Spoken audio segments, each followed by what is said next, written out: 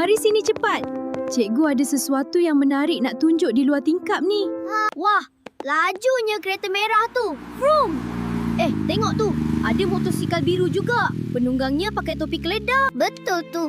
Tapi, Kamu perasan tak? Kereta dan motosikal ni nampak berbeza kan? siapa tahu apa bezanya?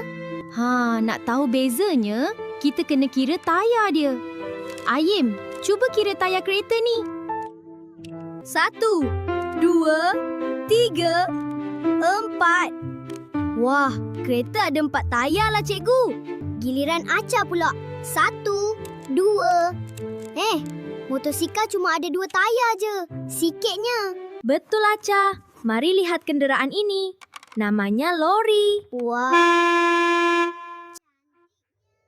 Senang je ni. Lori pun ada 4 tayar.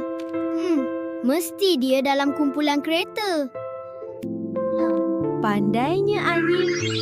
Betul, lori dan kereta. Dua-dua ada 4 tayar. Yang ni paling best. Selalu kita kayuh di taman. Dengar tak bunyi loceng dia? Ini basikal nak letak dalam kumpulan mana? Basikal ni pun ada 2 tayar je.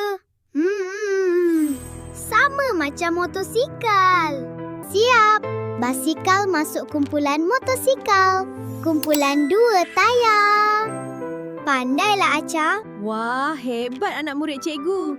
Sekarang kita dah ada 2 kumpulan. Ayim, kumpulan kamu yang mana? Kumpulan paling hebat. Kumpulan 4 tayar. Ada kereta dan ada lori yang besar. Kumpulan saya pun hebat. Kumpulan 2 tayar. Kecil tapi laju. Wah, tengok tu. Kumpulan 4 tayar jalan sama-sama. Kumpulan 2 tayar pun ada. Nampak tak? Kita dah asingkan kenderaan ni ikut ciri dia. Ciri apa yang kita guna tadi? Ciri tayar, cikgu. Bilangan tayar dia. Pandai.